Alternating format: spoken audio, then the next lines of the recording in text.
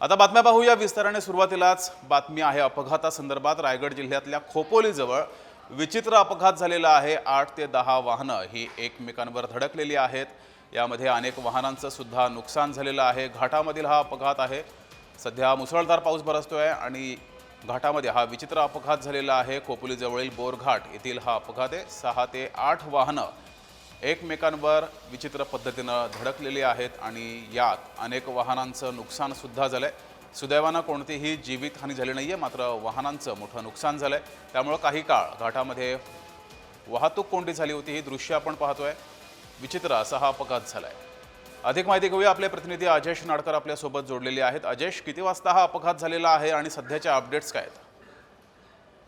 जगदीश, आपण पाहिलात तर जवळपास 2:30च्या दरम्यान हा मुंबई पुणे एक्सप्रेसवेवर विचित्र अपघात झाला आहे। यामध्ये 8 ते 10 गाड्या ज्या आहेत ते एकमेकांवर आदळल्या आणि यामध्ये जवळपास 30 ते 35 जण जे आहेत ते गंभीररित्या जखमी झालेले आहेत। MGM रुग्णालयात त्यांना उपचारासाठी दाखल करण्यात आलेला आहे। सदरचा जो अपघात आहे तो खोपोली जवळ बोरघाटा या ठिकाणी झालेला आहे।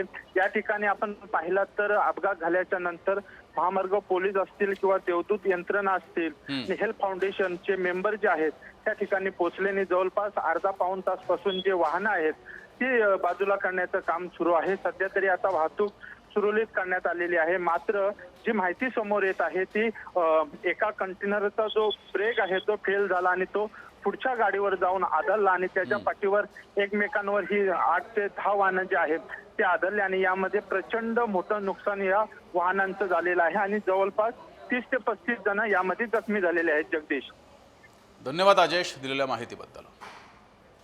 तर दृश्य आपण पाहतोय घाटामध्ये, बोरघाटामध्ये हा अपघात झालेला आहे। 6 ते 8 वाहनं एकमेकांवर धडकलेली आहेत। अपघातात काही ट्रक आणि कारचा समावेश आहे। वाहनांचं मोठ्या प्रमाणात नुकसान झालेलं आहे। कंटेनरचा ब्रेक फेल झाल्यानं हा अपघात झालेला आहे। त्यातच पाऊसही बरसतोय। या सर्व पार्श्वभूमीवर कंटेनरचा ब्रेक फेल झाला आणि या कंटेनरनं पुढच्या वाहनाला धडक दिली। त्यानंतर मागून येणाऱ्या 4 ते 5 वाहनांनी एकमेकांना धडक दिली आणि हा विचित्र अपघात झालाय।